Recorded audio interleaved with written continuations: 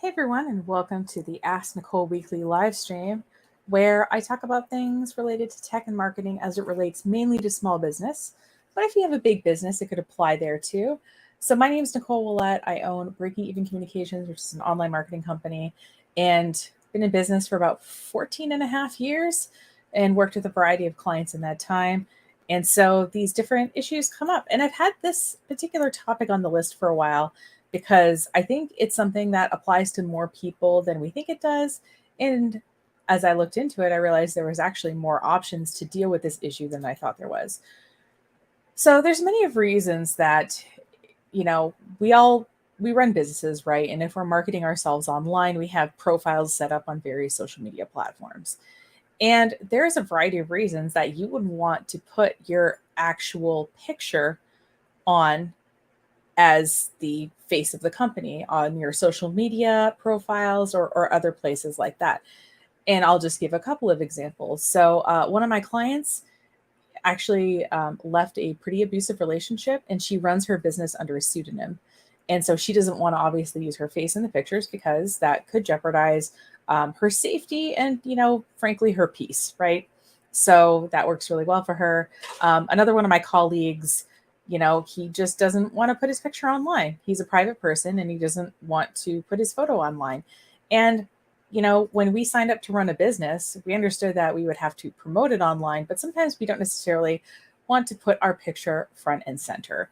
And so, what I wanted to do is, I wanted to talk a little bit about some alternatives that I've seen people do that you could do as well if you wanted to have, a branded sort of social media profile or other instances where you would typically use a photo, or a logo, I guess, if you're a bigger business. Sometimes you just don't want to, and that's totally fine. And I wanted to give some alternatives there. So, first and foremost, there some of these are self-generated options, and some of these are things that you could work with someone else on. So, whatever kind of your level of, I guess, design or creative skills that you want to employ here is totally fine. So, a first way to sort of deal with this issue is what you can do is use. Now, if you just use the default picture that comes with your profile, it kind of looks like maybe you don't know what you're doing. And if it's one thing if you have a sort of burner Instagram account to look at, you know, certain profiles and you just want to leave the generic Instagram thing. But if you want to kind of show that you sort of know what you're doing, you can sort of play on the blank profile picture if you want. So I thought this was really great. I will include, by the way, these links to all these things in the show notes at the end of this broadcast. But I really liked how this person has a bunch of different sort of blank profile photos. So they have personality, and they're not the default image, but you're also not kind of committing to an image here either.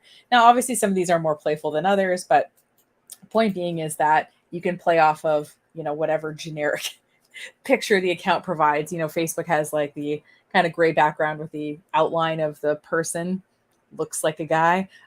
You can sort of have a play on that. And I think that's what this artist did here. But if you wanted to create something that looked like the default profile image, but having a little bit more personality in it, that would show that you didn't leave the default on because you didn't know what you were doing, but you did it very purposefully.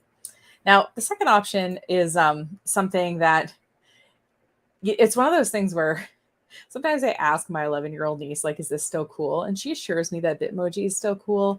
But something I didn't know about Bitmoji and I wanted to show you is that you can actually use this if you wanted to sort of create a profile image in something like Canva. You can actually use Bitmoji to do that. So within Canva, and I'll just show you this really quick because I haven't done a ton with this. If you click on the Discover Apps section, you can type in, for example, if you wanted to include Bitmoji, we can add Bitmojis to our designs into a new design. And what it'll do is connect with your Bitmoji account. And what you can do is incorporate these different avatars in your design. Now, obviously, this Bitmoji thing looks a little bit like you, but I think we can all agree, at least in my case, that you would never look at my Bitmoji and then maybe see me in public and say, oh, that's Nicole.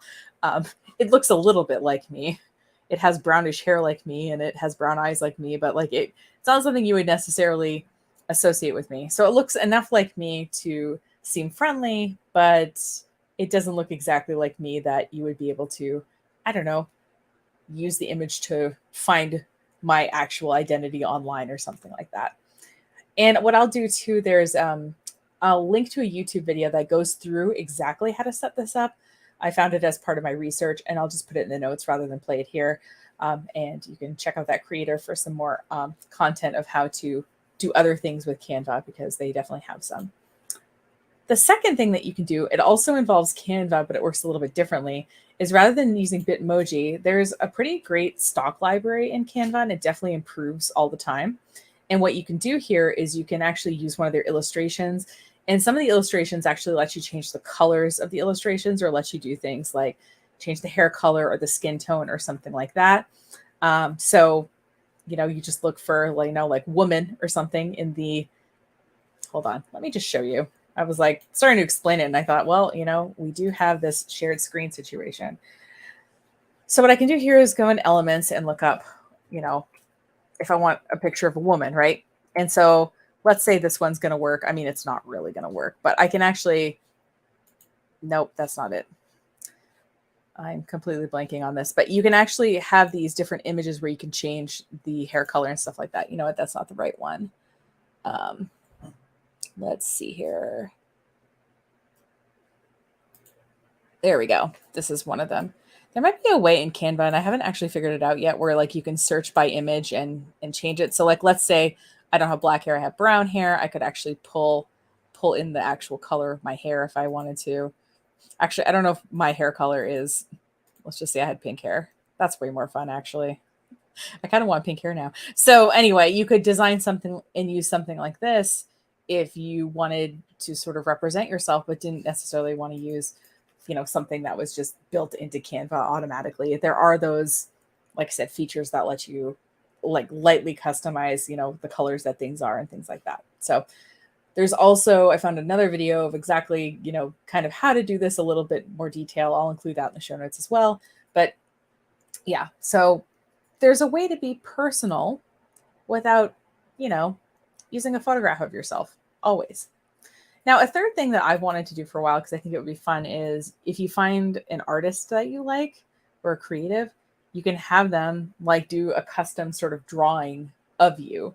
Now, it doesn't have to be super lifelike or anything. And actually, I have a good example of a company that did this on their team page on their website. Now, obviously, like, I don't know, if you run a hospital or something, you probably can't get away with something like this. But, this is like a creative agency. And so this is all their staff's pictures. So it gives you an idea of who these people might be, right? Am I,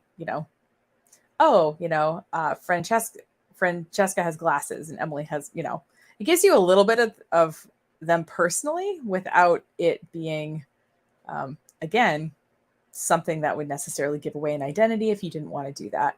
So obviously, like I said, if you worked with an artist online, you could sort of get what you wanted. And there's a bunch of different styles out there.